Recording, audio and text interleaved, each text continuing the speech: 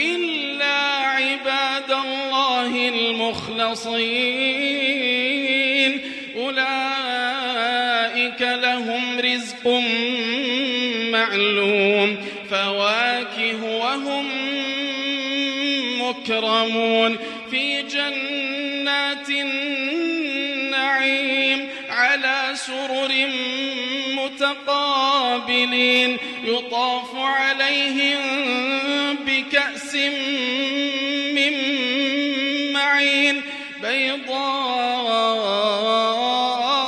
لذة للشاربين